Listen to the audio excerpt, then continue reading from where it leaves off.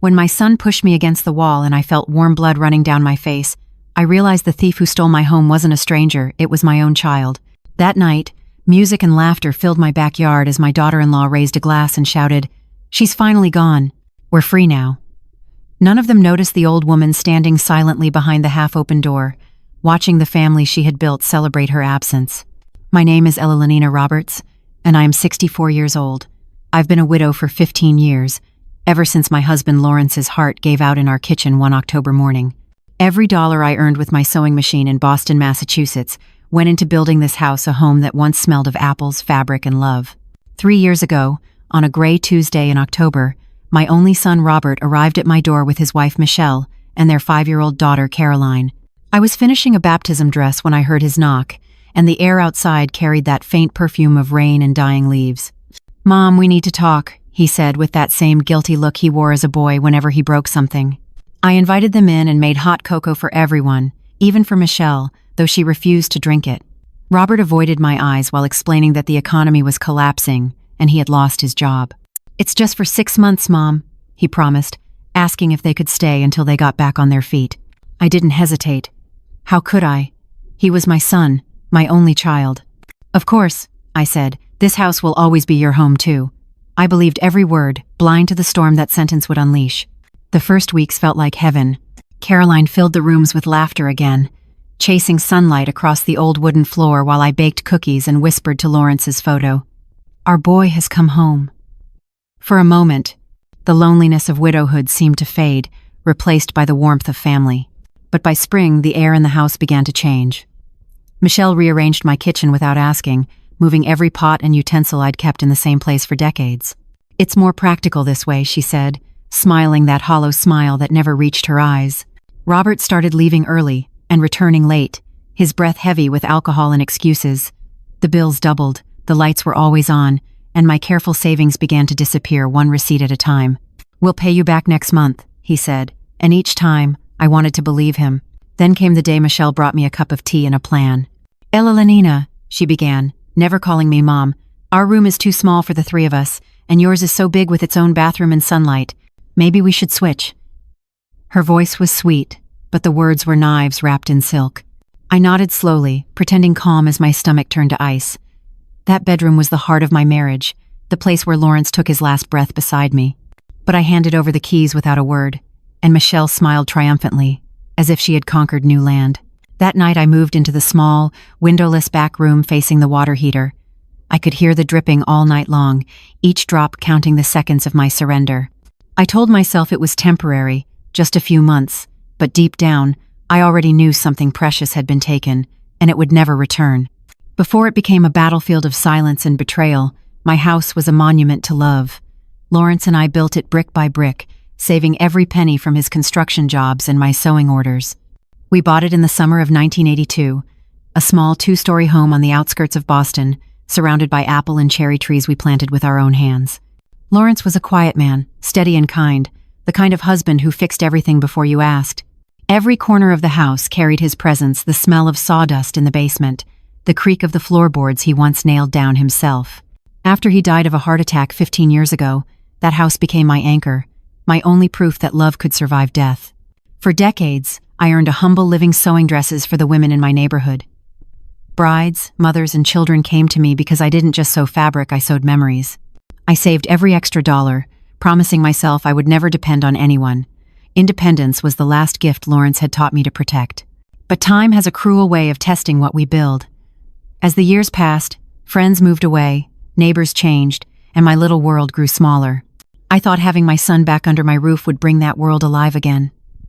I thought family would fill the empty spaces that grief had left behind. I was wrong. The first signs were subtle.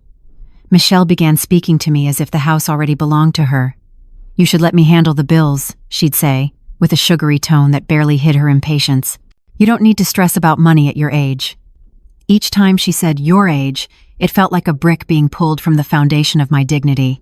I started noticing how the things I loved most were disappearing. The old curtains Lawrence had chosen were replaced by shiny new ones. My wedding photo vanished from the mantel. Even my favorite teapot, cracked but precious, was gone one morning, replaced by a modern one I never asked for. "It broke," Michelle said flatly, But I knew she was lying. Robert's behavior changed too. He stopped sharing dinner with us, claiming to be out networking for jobs. I knew what that meant. The faint smell of alcohol on his clothes, the trembling hands, the nervous excuses, all signs I had seen before in my younger brother, who had lost everything to gambling. The memory of that old wound returned like a ghost, knocking at my conscience. Caroline was my only light. Every afternoon we would bake together or sit in the garden, watering the sunflowers I had planted after Lawrence's funeral. "Grandma," she asked once, tilting her little head, "why do you live alone in such a big house?" I smiled, pretending not to understand the ache behind her innocent question. "Because, my love, this house remembers people even when they're gone." But even Caroline's laughter couldn't drown the growing tension. The air grew heavier with each passing day. I could feel the walls closing in, not from age, but from intrusion. The home that once smelled of lavender and apple pie now reeked of perfume, cigarettes, and resentment. I told myself it was temporary, that love would balance everything again. I wanted to believe that family meant safety. But the nights grew longer, and the voices outside my room grew sharper. I would lie awake listening to their whispers, their arguments, their laughter that no longer included me. One night, I overheard Michelle say something that froze my blood. "She won't be around forever," she whispered to Robert, her tone careless and cold. "It's only a matter of time before the house is ours, for real." I stopped breathing, every cell in my body screaming denial, yet knowing she was speaking the truth of her heart. That night, for the first time, I locked my door. I sat in the dark, clutching Lawrence's old photograph, whispering his name into the silence. The man who once promised to protect me was gone, and the son who should have replaced him had become a stranger. I thought I was safe inside these walls, but now I understood safety can rot from the inside, quietly, until it collapses. And I hadn't even seen the worst of it yet. It was a Tuesday in late October, the kind of cold that smells like rain and burnt leaves, when Robert arrived at my door. I remember wiping my hands on my apron, still covered in white thread from the dress I was finishing. Outside, the light was gray, heavy, the air thick, with that particular sadness that always comes before winter. Robert stood there holding Caroline in his arms, and Michelle behind him, looking around as if she were already judging the house. "Mom, can we come in?" he asked, his voice trembling just enough to make me believe it was humility. I had not seen him for nearly a year, not since the day of Lawrence's memorial. That day, he left early, saying he had business to attend to. I thought nothing of it. But as I opened the door now, I felt something was different. His smile was thinner, his eyes darker. Inside, the warmth of the kitchen seemed to soften them. I made hot cocoa, the same way I always had when Robert was little, with a pinch of cinnamon and extra sugar. Michelle barely touched hers. She was scrolling through her phone, pretending to be polite. "The economy's bad, Mom," Robert said, staring at the cup instead of at me. "The real estate company where I worked shut down. Michelle only gets part-time jobs at the mall. We just need a little help until things get better." "Of course," I said immediately. "You'll always have a home here." I didn't know that the moment those words left my mouth, I was signing away more than my kindness. I was signing the slow erosion of everything I had built. Caroline clapped her small hands and ran into the house, pointing at the walls covered with old photos. "Is that Daddy when he was a baby?" she asked. Her curiosity was pure, unspoiled. "Yes," I said, smiling. "That was your daddy when he still believed the world was kind." She laughed, not understanding the weight of my words, and for a brief second, I forgot my worries. At dinner that night, Michelle thanked me with the same artificial warmth of someone practicing a performance. She complimented my beef stew, asked about the old furniture, and then glanced at the living room like she was taking inventory. "This place has such potential," she murmured, and though she smiled, I felt something shift. It was not admiration, it was possession. The first few weeks were calm. Robert said he was looking for work, leaving early every morning and returning late. Michelle helped around the house, though she often complained about how old-fashioned everything was. I let her redecorate a few small corners, thinking it was harmless. I didn't see how she was planting her claim piece by piece, like ivy creeping over old brick. Caroline became my joy. We would bake cookies, water the flowers, and read bedtime stories. She started calling the guest room the flower room, because of the sunflower wallpaper I had put up after Robert moved out years ago. "This is my room now, Grandma," she said one evening, twirling around with her doll. "It's the prettiest room in the world." I smiled and told her she could keep it forever. But one afternoon, as we planted new seeds in the garden, she said something that made my hands freeze. Mommy says I'll have a little brother soon. I looked up, startled. Oh, that's wonderful news. That night at dinner, I mentioned it casually, and Michelle dropped her fork, metal clattering against the plate. Kids always make up stories, she said with a nervous laugh. Robert stared at her, confused, before quickly changing the subject. The air felt heavy, and I realized something unspoken hung between them. Days turned into weeks, and the warmth began to fade. Robert came home smelling of alcohol, his clothes wrinkled, his eyes bloodshot. When I asked about job interviews, he waved his hand. Don't worry, Mom. I'm handling it. Michelle started inviting her friends over, loud and careless women who drank my coffee, laughed in my living room, and left their mess behind. One afternoon, I overheard them talking while I was in the kitchen. This house is perfect, one woman said.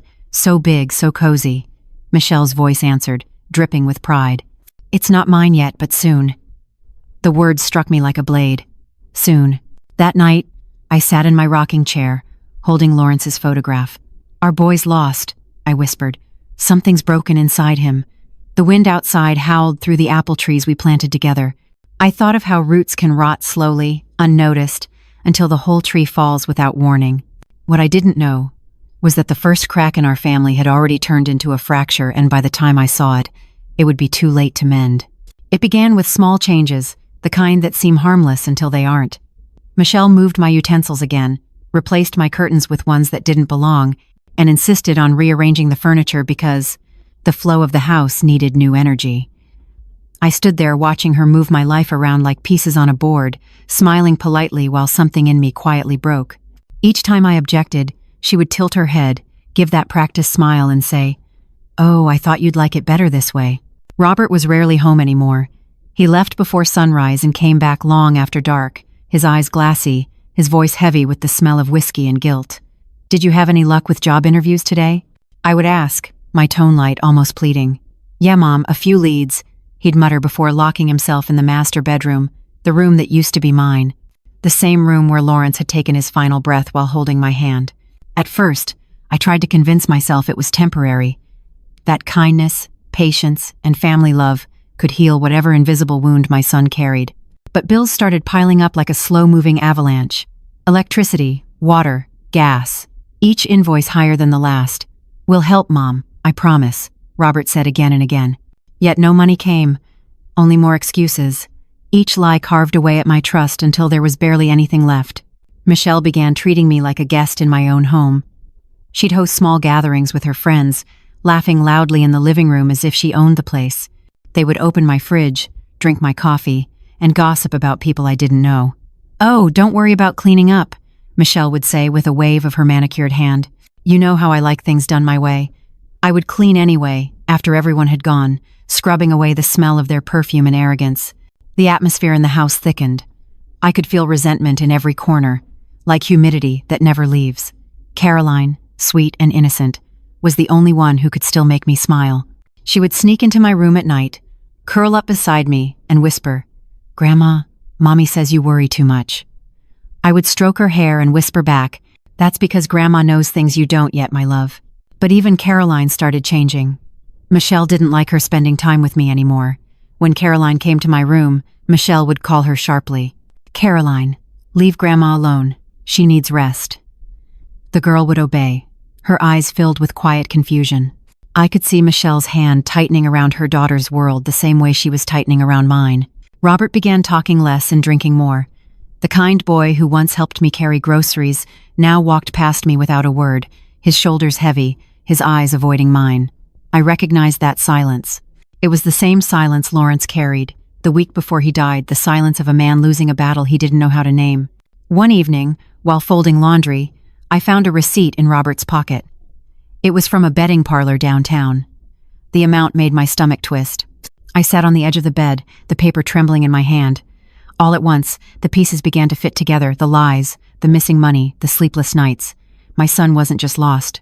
He was drowning, and he was pulling me under with him. That night, Michelle knocked on my door, pretending to check on me.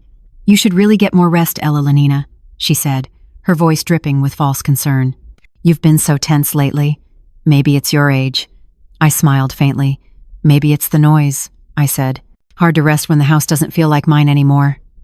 Her smile froze for just a second before she replied, "You're imagining things."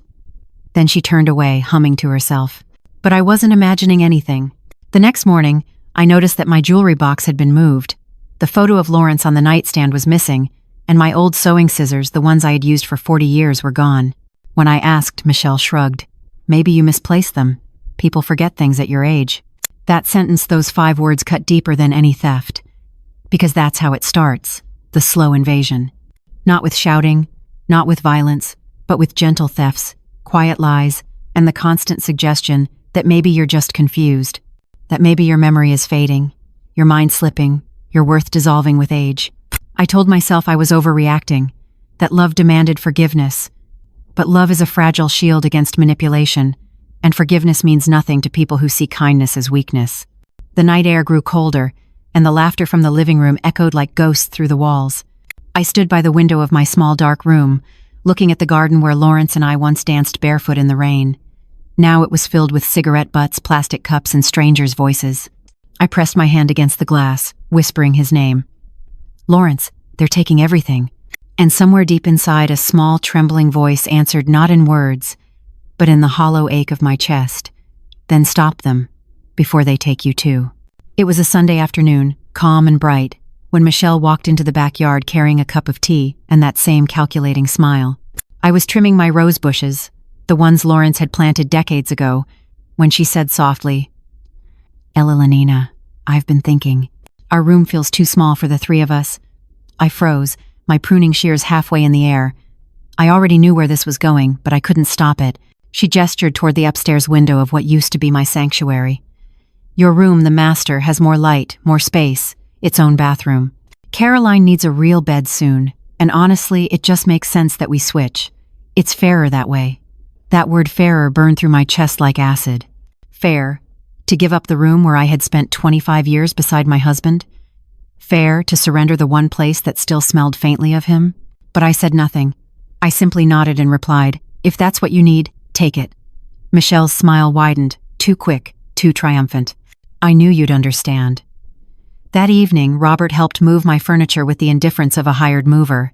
He barely looked at me while lifting the dresser Lawrence had built with his own hands.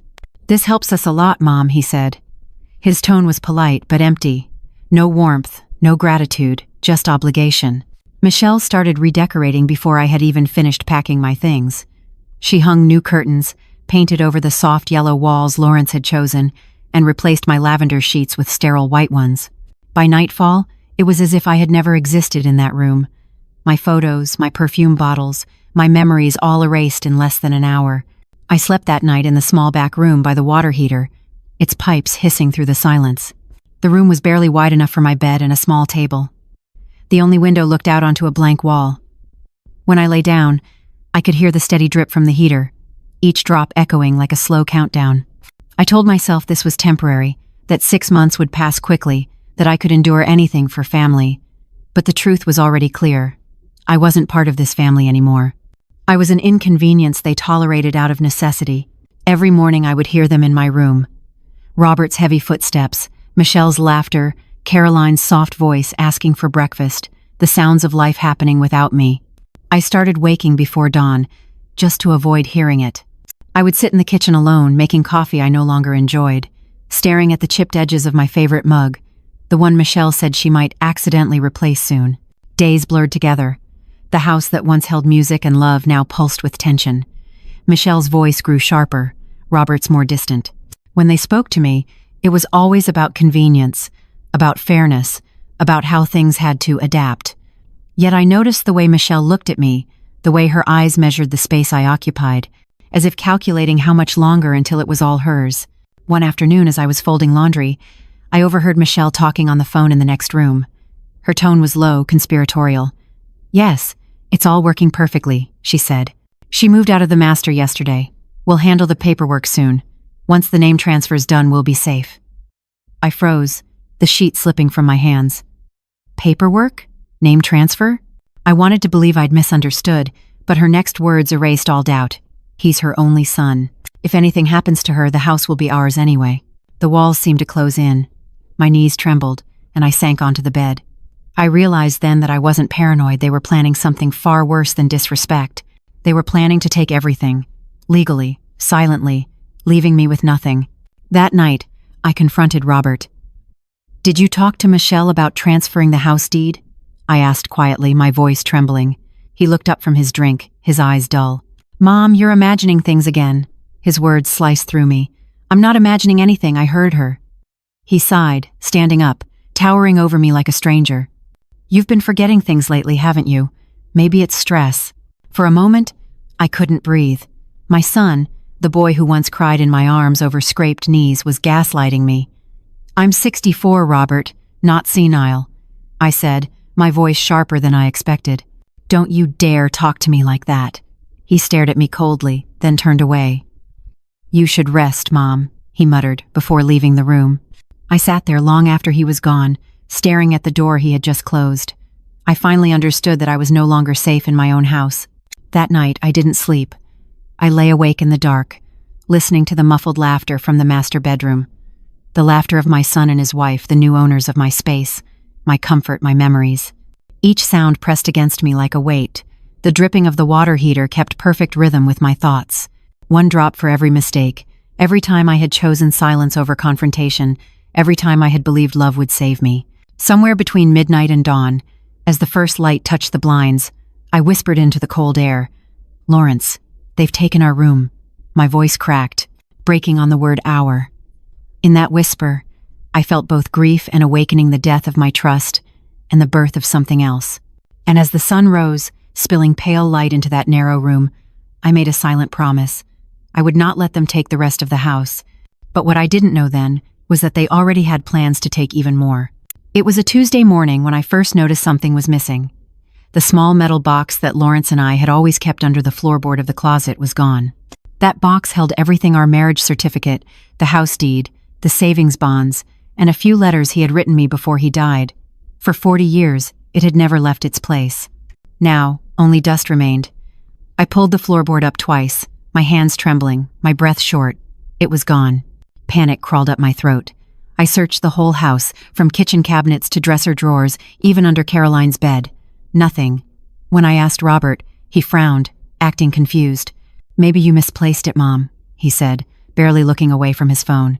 "You know, people forget things sometimes." That phrase again, people forget things. I wanted to scream. Instead, I whispered, "That box doesn't move by itself." He shrugged. "Maybe you moved it when you reorganized." But I hadn't reorganized anything. That night, I lay awake listening to the faint creaks above my room. Footsteps, whispering, drawers closing. Michelle's voice murmured something I couldn't make out, then laughter, soft, sharp, victorious. I sat up, heart pounding, my instincts screaming that something was wrong. I wanted to confront them, but fear held me still. If they had already taken the box, what else were they capable of? The next day, I called the bank to check my accounts. The woman on the phone hesitated. "Ma'am, there was a withdrawal last week. Large amount. Are you sure that was you?" My hands went cold. "No," I said softly. "It wasn't." She paused again, her voice uncertain. "The signature matches yours, though." My throat closed. I hung up without another word. My son, my own blood, had forged my name. I spent the afternoon sitting in the kitchen, staring at Lawrence's empty chair. The sunlight hit the wooden surface just like it always had, but now it felt foreign, almost mocking. "You built this house to protect us," I whispered to him. "But who protects me now?" The silence offered no answer, only the steady hum of the refrigerator and the ache behind my eyes. By evening, Michelle came home carrying grocery bags and that polished smile. "Everything okay, Elellanena?" she asked sweetly. I looked up at her and said, "Did you take something from my room?" She blinked. "What do you mean?" "The box under the floorboard. It's gone." Her smile didn't falter. "Oh, that old thing? Robert told me you gave it to him for safekeeping. You know, since you've been so forgetful lately." The calmness in her tone was terrifying. "I never gave it to him," I said firmly. Her expression hardened just slightly before softening again. "Well, maybe you don't remember. It happens." Then she walked away, humming a song as she unpacked groceries. I felt my pulse hammering in my ears. That was the moment I understood this wasn't neglect. It was a plan. The following week, letters began arriving in my name insurance updates, bank notices, and a change of address form I had never filed. Each envelope felt like a warning bell. My hands shook as I read the words, "Primary contact, Robert Roberts. My son was changing my life one document at a time, reshaping my identity until I barely existed on paper. When I confronted him again, he exploded. "Stop accusing us," he shouted, slamming his fist on the table. "You're paranoid, Mom. You need help." Michelle stood behind him, her hand on his shoulder, her expression a perfect mask of concern. "We just want what's best for you," she said softly. "You've been under stress, and sometimes older people get confused. Maybe we should talk to someone like a doctor." Those words turned my blood to ice.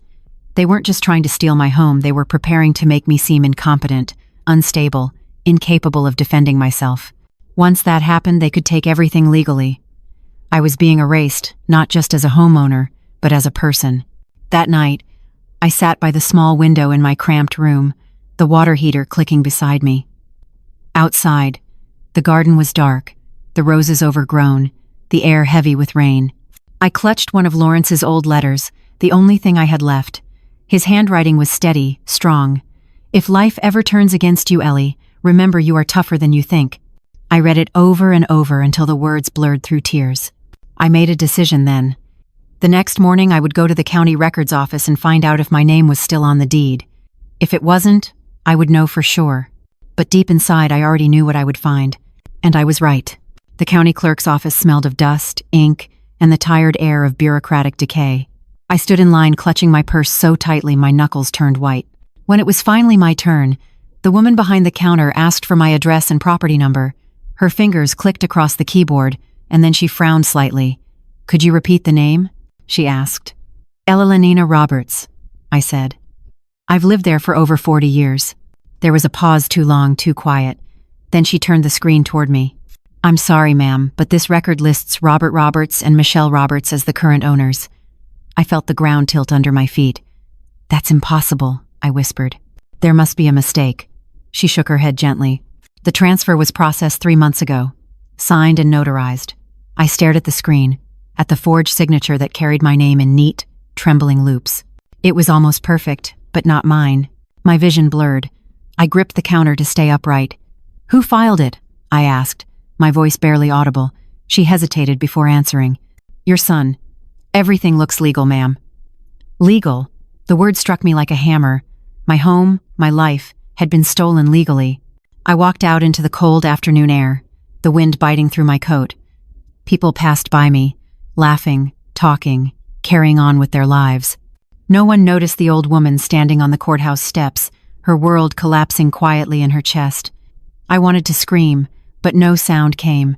The betrayal was too vast for language. When I returned home, Michelle was in the kitchen pouring wine. "Oh, you're back," she said casually, as if I'd gone grocery shopping. "Did everything go well?" I stared at her, trying to read any trace of shame, but there was none. "You forged my name," I said flatly. "You stole my house." Her lips curved into that smooth, polished smile I had come to dread. "Don't be dramatic, Elellanena. You gave it to us. Remember? You said you wanted the house to stay in the family." "I never said that," I whispered. "I would remember." She took a sip of wine, unbothered. "Maybe not. Memory's tricky at your age." The deliberate cruelty of her tone made my knees weak. I wanted to throw the glass from her hand, to shout, to fight, but I didn't. I simply turned and walked to my room, my hands trembling, my body cold. Inside that small, windowless space, I collapsed onto the bed and wept until my chest ached. The walls felt smaller than ever, pressing in, suffocating me. Lawrence's letter lay open beside me. I had read it so many times that the paper was soft and thin. "You are tougher than you think." I wanted to believe him, but I felt anything but strong. Days blurred together. Michelle and Robert acted as if nothing had happened. They hosted friends again, cooked lavish dinners, and laughed late into the night. I moved through the house like a ghost, silent, unseen. When I spoke, Robert avoided my eyes. I noticed how he had begun to slur his words more often, how his temper flared without warning. Once, when I tried to bring up the deed again, he shouted, "Enough, you're not thinking clearly. Michelle's right, you need help." Then he stormed out, leaving me shaking, humiliated, and afraid. I started hiding small items, a bracelet, some cash, my ID under the loose tile in the bathroom. Every instinct screamed that worse was coming. They had the house, the money, the papers. The only thing left to take was my freedom. A week later, a social worker knocked on the door. Mrs. Roberts? She asked politely. We received a wellness report. Your son and daughter-in-law were concerned about your mental health. My stomach dropped. They said you've been confused lately, she continued. Forgetting things, getting lost, accusing people of theft. For a moment I couldn't speak. Then I smiled tightly. Come in, I said, leading her to the kitchen. Michelle appeared, all charm and grace, pouring coffee for the guest. We're just worried, she said sweetly. She's been so stressed lately. Sometimes she forgets to eat. I sat there, silent, watching the woman take notes, each word another nail in my coffin. After she left, I locked myself in my room. My hands were shaking so badly I could barely hold the key. My reflection in the mirror startled me. The woman staring back looked old, small, defeated. But behind her eyes, something had begun to harden. Fear was turning into fury. That night, I packed a small bag. A few clothes, some documents I still had, Lawrence's letters. I waited until midnight, when the house fell silent. Then I slipped out the back door and into the cold, wet darkness. The garden was overgrown, but I could still see the faint outline of the apple tree we'd planted together. I touched its trunk gently and whispered, Forgive me, Lawrence. I'm leaving our home for now, but I will come back. I walked down the street, each step heavy, each breath burning in my throat. I didn't know where I was going, only that I couldn't stay another night in that house. And as the first raindrops began to fall, one thought echoed in my mind. They took everything from me. Now I have nothing left to lose. I ended up at Dorothy's doorstep just before dawn, soaked to the bone, clutching my small bag like it held the last pieces of who I was. Dorothy had been my neighbor for 30 years, the kind of woman who always brought soup when you were sick and gossip when you weren't. When she opened the door and saw my face, her smile vanished. Elellanena, she said softly. What happened? I tried to speak, but my voice cracked into a sob. She pulled me inside without another question. Her house smelled like cinnamon and old books, familiar and safe. I sat at her kitchen table while she handed me a blanket and poured hot tea. They took everything, I whispered. The house, the money, my name. Dorothy's eyes widened. What do you mean they took it? I told her everything, how the documents vanished, how my son forged the deed, how they tried to make me seem unstable. She didn't interrupt once, only sat there, her jaw tightening with every word. When I finished, she placed her hand over mine. You're not crazy, Ellie, she said firmly. I've seen how they treat you. You're not imagining a damn thing. Her voice carried the kind of anger only a friend can feel on your behalf. For the first time in weeks, I felt seen. Over the next few days, Dorothy let me stay in her guest room. It was small, warm, and clean a refuge.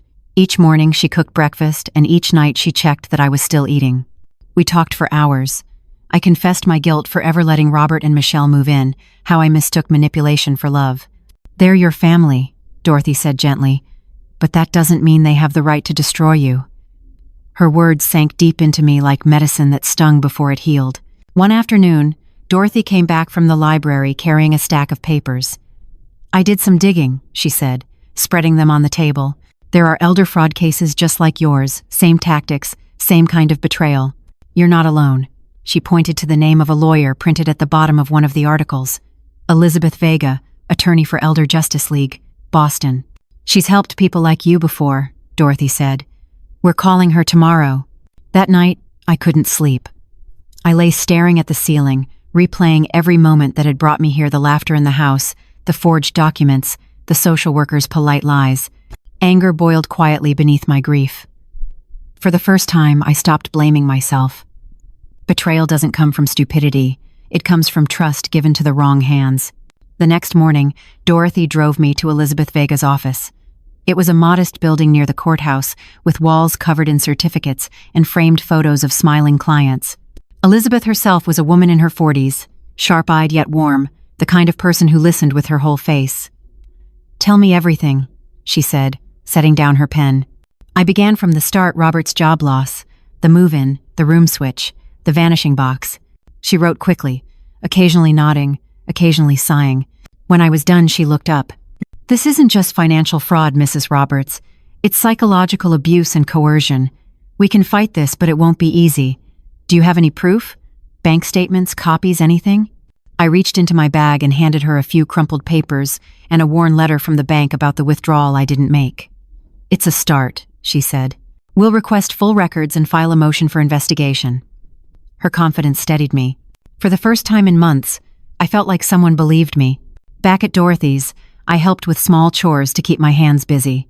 Every clink of dishes and sweep of the broom felt like reclaiming a piece of myself. "You don't have to do that," Dorothy would say, but I needed to. Routine was survival. She told me stories of her own late husband, of growing old in a world that treats older women like fading wallpaper. "They think we forget," she said, "but we remember everything." Days turned into weeks, and I waited for Elizabeth's call. Each sunrise felt like a test of patience. I would stand at Dorothy's window, watching my house across the street. The curtains were always drawn now. I sometimes saw Michelle's silhouette moving from room to room like a shadow that had replaced me. Once, I spotted Caroline playing in the yard, her laughter bright as ever. It cut straight through me.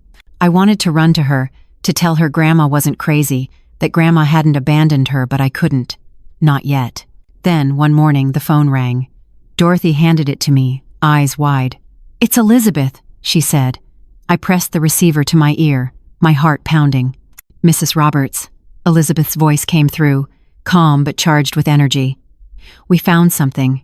You were right about the deed, and that's not all." I froze. "What do you mean?" She took a deep breath. "There's a second mortgage taken out on your house. In your name. They've already borrowed against it. If we don't act fast, they'll lose it, and you'll be legally responsible for the debt." The world tilted again. My knees gave way, and Dorothy caught me before I fell. "We'll fix this," Elizabeth said through the phone, her voice steady. "But you need to stay strong. Do not go back there yet. Let me handle the rest." I hung up, my hands shaking, my heart racing with both fear and something else resolve. They had stolen my home, my name, and now they were trying to bury me in debt. But this time, I wasn't alone. Dorothy stood beside me, fierce and unyielding. "We're going to make them regret underestimating you," she said. And for the first time in a long time, I believed her. Elizabeth Vega didn't waste time. Within 48 hours, she filed a petition in county court for an emergency injunction to freeze all activity on the property. "They won't be able to sell it, remortgage it, or touch it," she said firmly. Her voice carried the kind of authority that turned fear into faith. Dorothy drove me to her office every few days, where stacks of documents piled higher with each visit. For every lie Robert and Michelle had told, Elizabeth was finding a thread of truth to pull. She worked late nights, calling banks, subpoenaing records, tracking signatures. "Look at this," she said one afternoon, sliding a page across her desk. "Your son's handwriting on the transfer form, see how the loop of the E doesn't match yours? And here your bank withdrawal? Different pen pressure, different style. Classic forgery." I leaned closer, watching the proof of betrayal take shape in black ink. It was painful, but it was also liberating. My instincts had been right all along. Still, I asked her the same question that haunted me every night. "Will I get my home back?" Elizabeth hesitated. "If justice works the way it should, yes. But they'll fight. People like that always do." Her eyes softened. "You need to be prepared for the worst. Family cases like these, they cut deeper than money." I nodded, knowing she was right. The wounds weren't just legal, they were spiritual. The hearing was scheduled for the end of the month. I spent the days before it in restless silence, drinking too much coffee and rereading Lawrence's letters. Dorothy stayed by my side through everything. "You're doing the right thing," she kept saying. "You're fighting not just for your house, but for every woman they've ever tried to silence." When the court day finally came, the sky was gray and heavy, the air thick with the smell of rain. We arrived early, Dorothy holding my arm as we climbed the courthouse steps. Inside, the courtroom felt colder than I remembered, every echo of footsteps sounding like judgment. Robert and Michelle were already there, sitting together, perfectly composed. Michelle wore a black suit, and that same polished smile that used to greet me in my kitchen. Robert avoided my eyes completely. Elizabeth whispered, "Don't look at them. Look at me." Her tone was calm, grounding. The judge entered, and the hearing began. Elizabeth spoke with precision, every fact, every date, every forged signature laid bare. She presented bank statements, call logs, even the notary's testimony that confirmed Michelle had impersonated me during the document signing. Each word from her lips was a hammer hitting the glass facade my son and his wife had built. Then it was their turn. Michelle stood first, her voice dripping with false sweetness. "Your Honor, my mother-in-law is confused. She's elderly, forgetful, and we only tried to help her manage her finances. She gave us the house out of love. We never forced her. She even managed to look sad. It breaks my heart that she thinks we'd hurt her." Robert nodded beside her, playing the role of the dutiful son. "She's been struggling since Dad died," he added. "We were just trying to take care of her." Oh, for a moment, I felt the courtroom spin. They had rehearsed this well. The tone, the pity, the performance. But then Elizabeth spoke again, her voice sharp and clear. "If that's true," she said, "then why is there a second mortgage in her name? Why did you forge her signature on 3 separate documents? And why did you file a wellness report labeling her as mentally unfit 2 weeks after the transfer?" The room fell silent. Michelle's face stiffened, her hands gripping her purse. The judge looked at them, then at me. "Mrs. Roberts," he said, "do you have anything you'd like to say?" My heart pounded as I stood. My voice was soft but steady. "Your Honor, I worked 40 years for that house. I built it with my husband, brick by brick. I took in my son when he said he was struggling. I gave him everything I had because I believe that's what love does. But love doesn't lie, love doesn't steal, and love doesn't erase the hand that fed it." The courtroom was still. Even Robert's shoulders trembled slightly. The judge nodded slowly, then said, "We'll deliberate and reconvene next week for a final decision." The gavel struck, and the hearing ended. Robert avoided my gaze as they left the room, but for a brief second, I saw something in his eyes. Shame, maybe, or fear. Michelle whispered something to him, her expression brittle as glass. Outside, the rain had started to fall. Dorothy handed me an umbrella, but I didn't open it. I let the rain soak through my hair, wash the courtroom air from my skin. "You did it," she said softly. "You stood up for yourself." I nodded, my throat tight. "I just hope it's enough." Elizabeth joined us on the steps, her briefcase in hand. "It's not over yet," she said. "But you made them sweat today. That's a start." She looked at me, her voice gentler now. "By the way, my mother went through something similar years ago. That's why I do this." I studied her face, the flicker of old pain behind her composure. "Then maybe," I said, "we're both fighting for someone we loved." She smiled faintly. "Maybe we are." As we walked away, thunder rumbled in the distance. The storm was just beginning, and so was my fight. The hearing's final session took place on a Friday morning heavy with humidity, the kind that makes the air feel like a warning. Dorothy sat beside me in the front row, her hands clasped around mine. Elizabeth stood near the bench, papers neatly aligned, her expression steady as stone. I could feel my pulse thudding in my throat. After everything, after months of fear, humiliation, and sleepless nights, this day would decide whether I would ever step foot in my own home again. Robert and Michelle arrived late, dressed in coordinated gray. She carried herself like a woman auditioning for pity, and he looked hollow, the kind of hollow that comes from too many lies. When the judge entered, the room fell silent. "This court has reviewed the evidence," he began. "Forgery, fraud, and elder coercion are not just crimes against property, they are crimes against trust."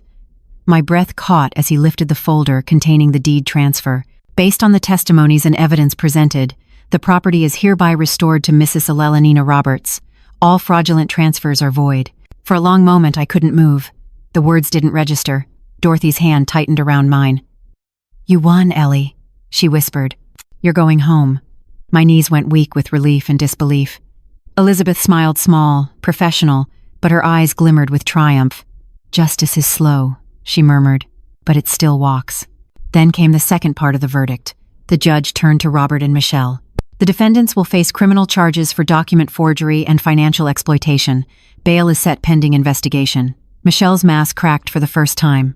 Her face went pale, and she gripped Robert's arm. "Do something!" she hissed. But Robert's stare was empty, broken.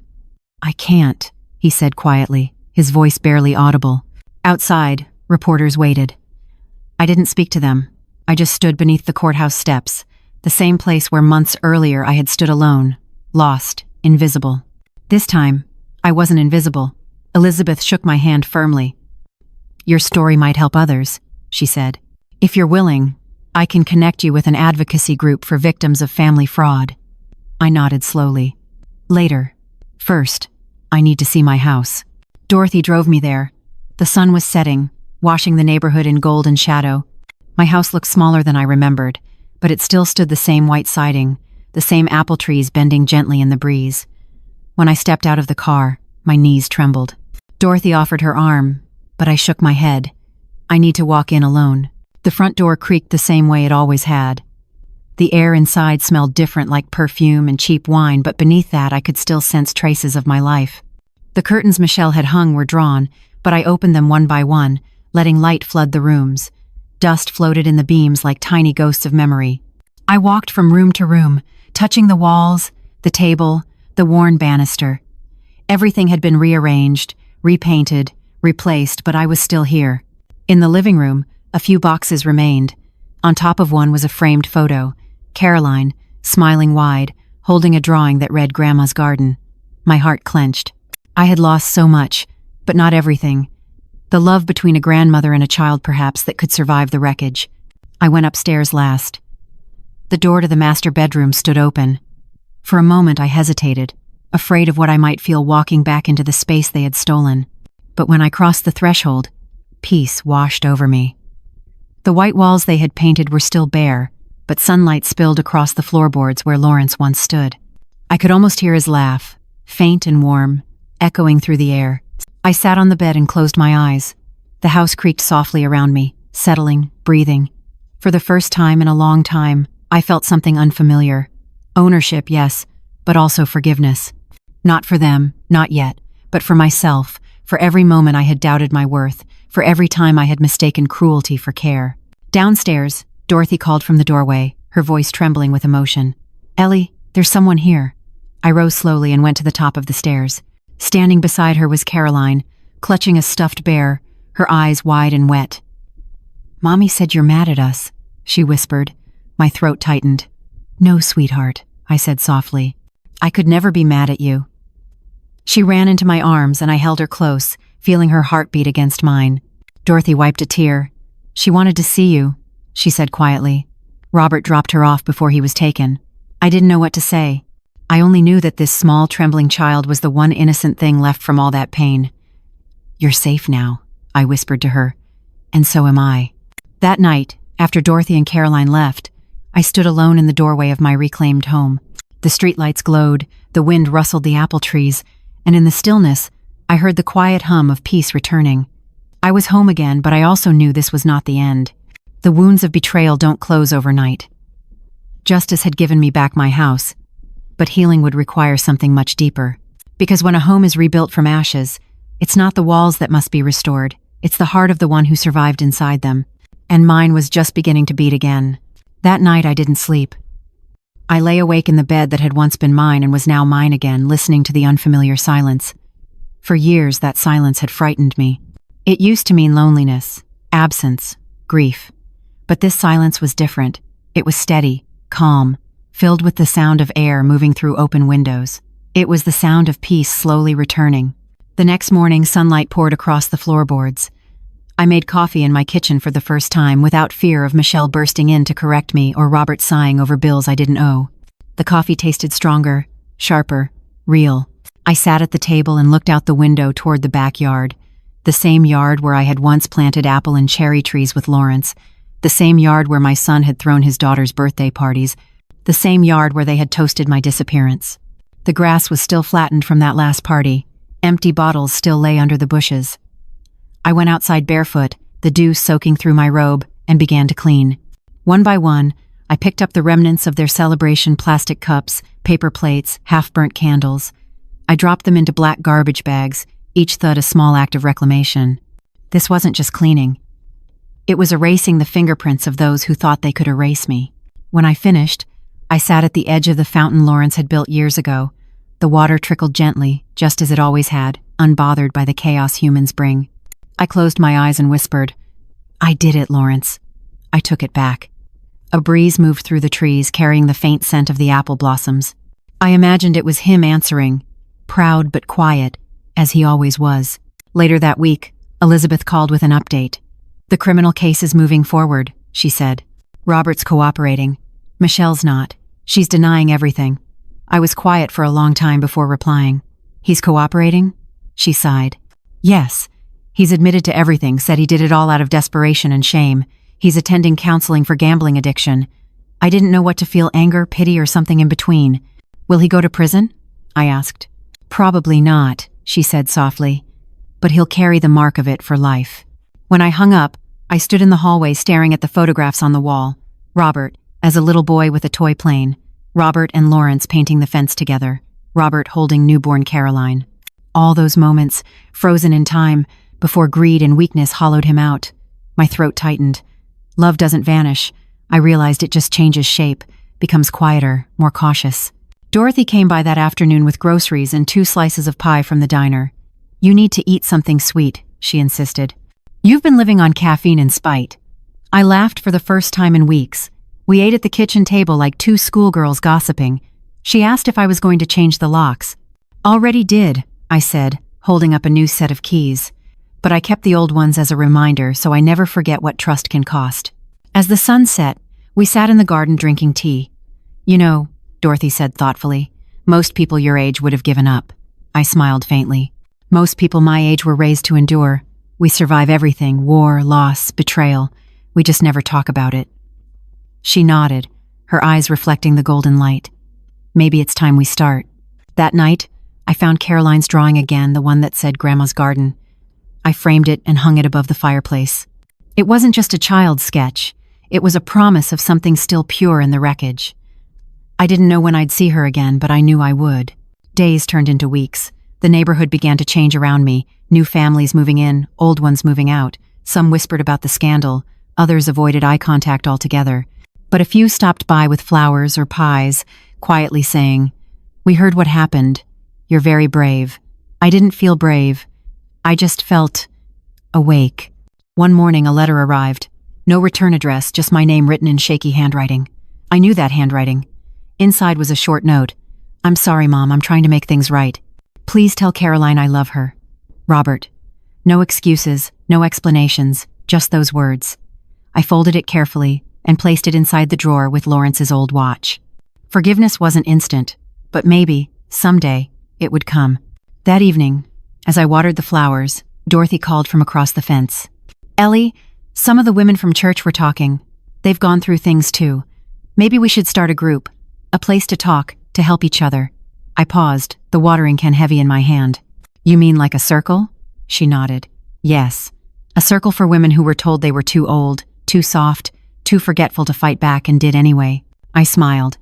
"Call it what it is, Dorothy. A circle of survivors." The moon rose that night over Boston, pale and steady.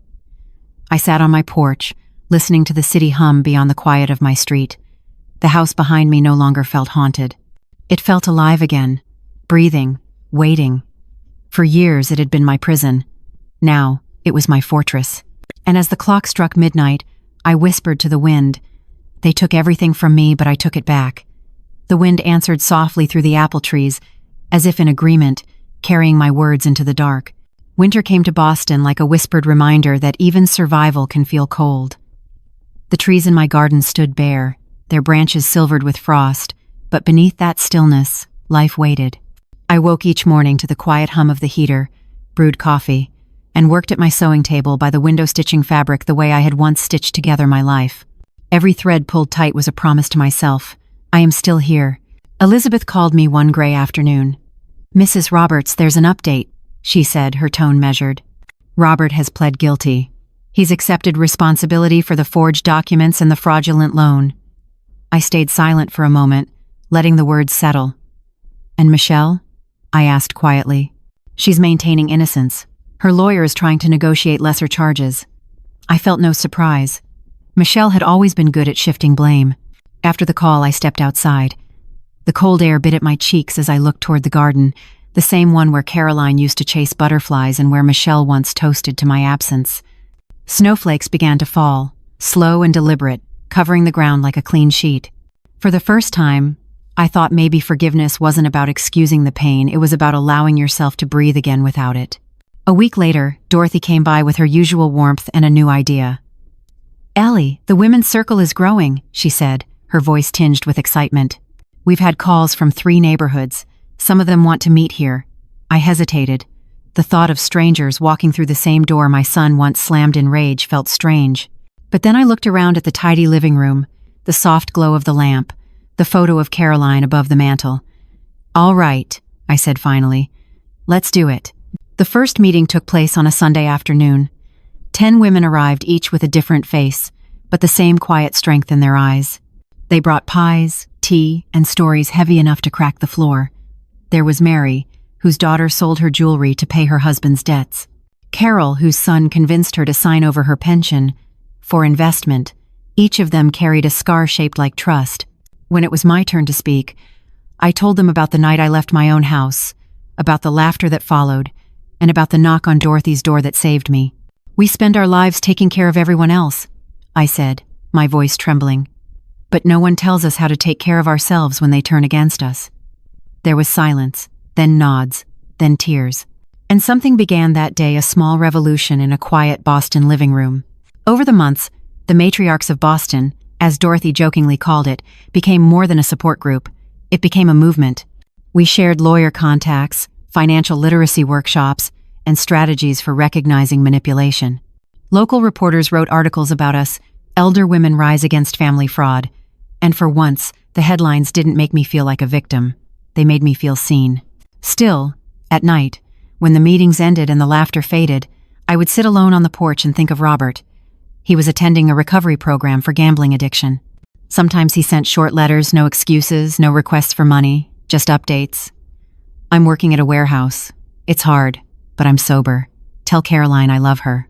I never responded, but I kept every letter in a small tin box, the same one that once held my stolen deeds. Redemption, I realized, can't erase the past, but maybe it can balance it.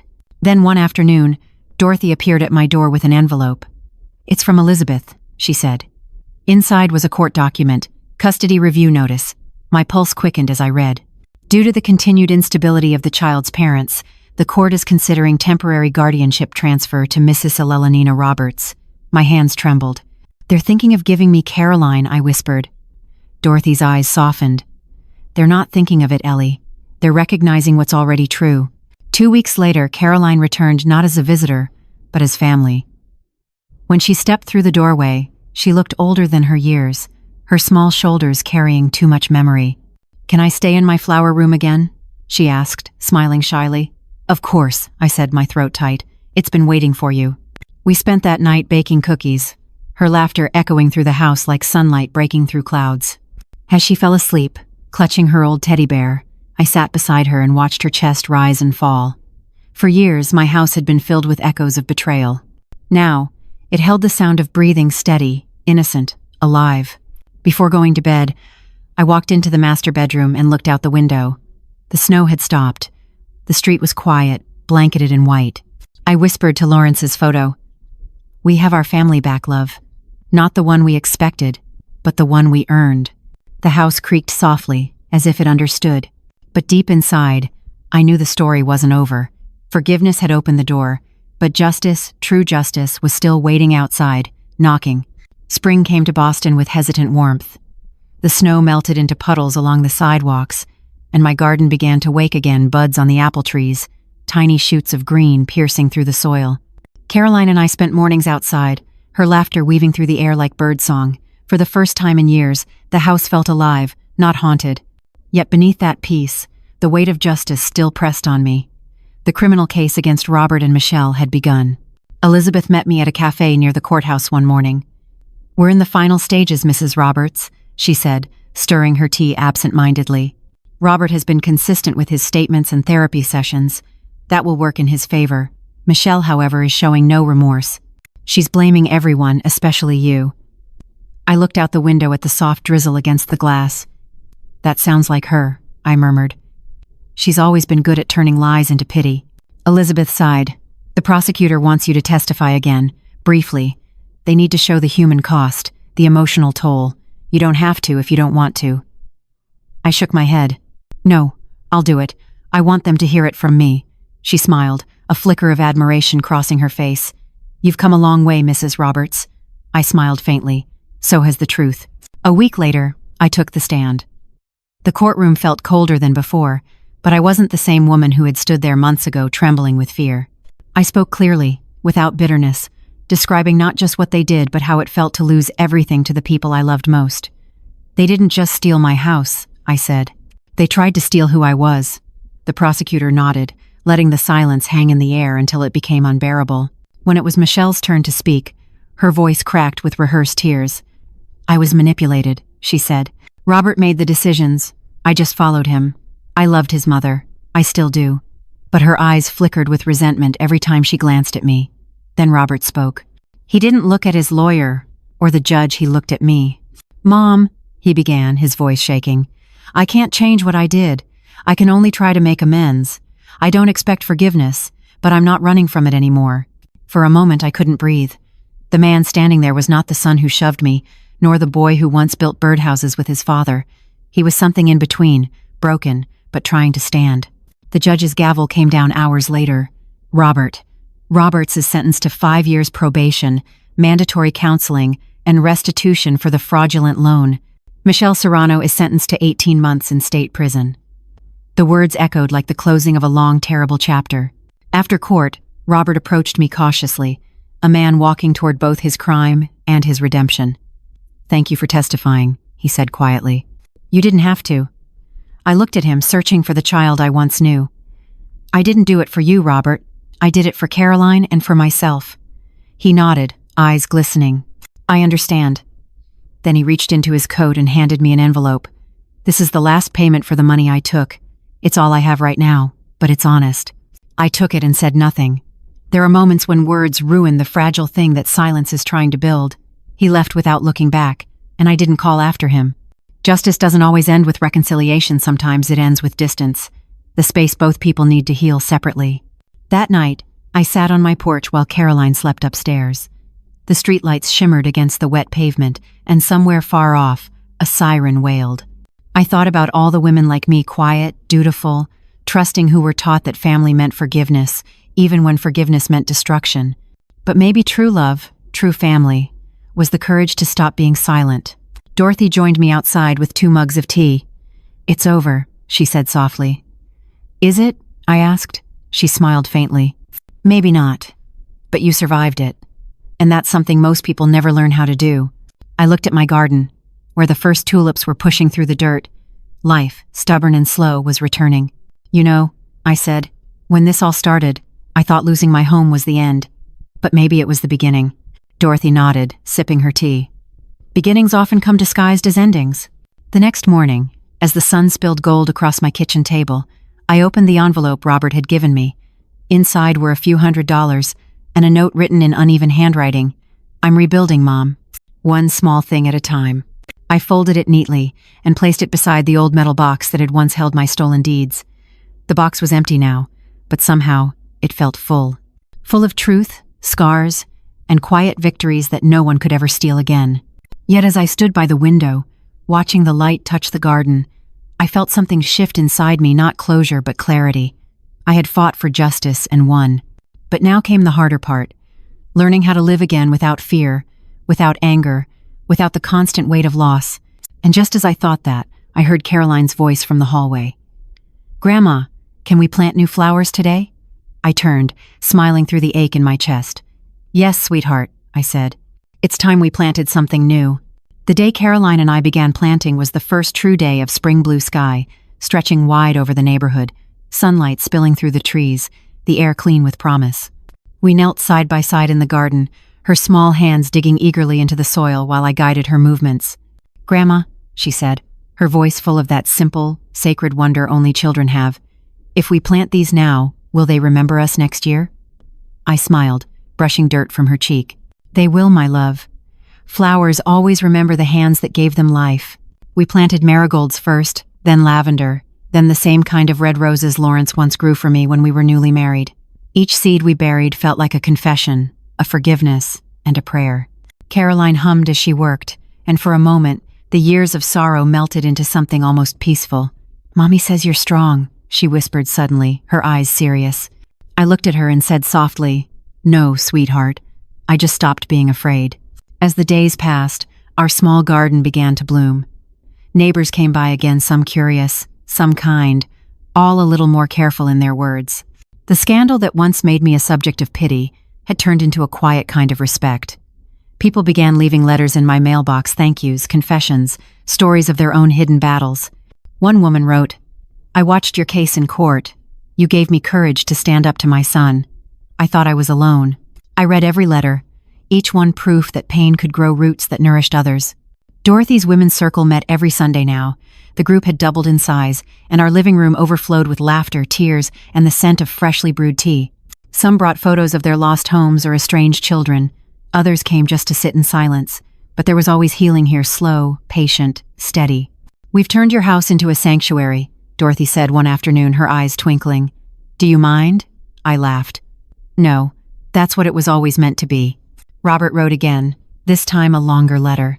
He told me he was sober for 6 months, that he had found a small apartment near the docks, and that he was volunteering at a shelter for men recovering from addiction.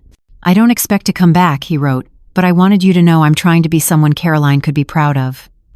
I read the letter twice, then placed it in the tin box with the others. There was no anger left in me, only a quiet ache for the son I once knew and a small, fragile hope for the man he was becoming. One evening, as the sun dipped low and the sky turned the color of honey, I sat with Caroline on the porch. She leaned against my arm, the air sweet with the scent of new blooms. "Grandma," she asked, "what does it mean to start over?" I looked out at the horizon and said, "It means planting something even after you've lost everything and believing it will still grow." She thought about that for a while, then smiled. "Then we're good gardeners, aren't we?" I kissed her forehead. "The best." When night came, I walked through the house, turning off the lights one by one. The creaks in the floor no longer frightened me, they sounded like breathing. I paused at the photo of Lawrence above the mantel. "We made it," I whispered. Not untouched, not the same, but still standing. The wind outside rustled through the garden, carrying the scent of earth and new beginnings. As I climbed the stairs, I realized that forgiveness had finally taken root, not as surrender, but as strength. It wasn't about forgetting the cruelty or excusing the betrayal. It was about choosing peace over poison, life over bitterness. And in that moment, standing in the house that had nearly been taken from me, surrounded by the quiet pulse of renewal, I understood something simple and profound. Survival isn't the end of a story, it's the soil from which everything else begins. Summer arrived with soft evenings and the hum of cicadas. The house, once filled with tension and fear, now breathed easily again. The scent of lavender drifted through the windows, mingling with the sound of Caroline's laughter in the garden. She was chasing butterflies between the rose bushes, her hair glowing gold in the sunlight. Watching her, I realized that this quiet, ordinary moment was everything I had fought for. Life settled into a gentle rhythm. I sewed dresses for the neighborhood women again, just as I used to. The same table where I once sorted bills and court papers was now scattered with spools of thread and folded fabric. Dorothy stopped by most mornings with her usual chatter and 2 cups of coffee. Sometimes Elizabeth joined us, sitting on the porch after her courthouse shifts, talking about new cases. "You started something bigger than your story, Mrs. Roberts," she said one afternoon. "Because of your testimony, we've opened an elder justice hotline. People call every day." I smiled faintly. Then maybe losing everything wasn't the worst thing that happened to me. Maybe it was the beginning of something good. The women's circle grew beyond what any of us imagined. It became a registered community group, the Matriarchs. We taught financial safety, hosted free counseling sessions, even worked with law students who wanted to learn about elder rights. The city newspaper wrote a feature calling us the guardians of their own stories. When I saw the headline, I laughed through tears. For once, the word guardian didn't feel ironic, it felt earned. Still, some nights, the silence returned. I would sit alone by the window, holding one of Robert's letters, the words soft and regretful. "I'm working, Mom. I hope you and Caroline are well." Each letter came without expectation, and I answered none of them. I didn't know if I was ready to bridge that distance, but I never threw them away. They were proof that even the broken can reach toward the light if given time. Caroline grew taller with every passing week. She spent her afternoons sketching flowers or reading aloud in the garden while I sewed. "Grandma," she said one evening, "when I grow up, I want to help people like you." I looked up from my stitching, smiling. "Then you already are, my love." She tilted her head, confused. "How?" "By reminding me that love still exists," I said. "And that's more powerful than anything money can buy or anyone can steal." One morning, a letter arrived stamped with the seal of the state. Michelle had been released early on good behavior. I read the notice twice, then set it down. No fear, no anger, only an odd sense of closure. Some stories don't end with revenge or reconciliation. They end with acceptance, the quiet kind that comes from knowing you've already won by surviving. Later that evening, I and Caroline stood by the garden fence, watching the fireflies spark to life. "Do you miss Grandpa?" she asked softly. Every day, I said. But when I see the garden bloom again, I think maybe he's still here somewhere in every leaf, every breeze, every bit of light that refuses to die. She took my hand, her fingers small and warm. Then he's proud of you, she said simply. The stars came out one by one, filling the sky like tiny reminders that even in darkness, something always shines back.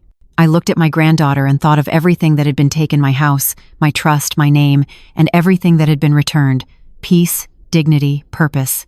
What remains after destruction is never the same, but sometimes it's stronger. Before bed, I opened the tin box one last time.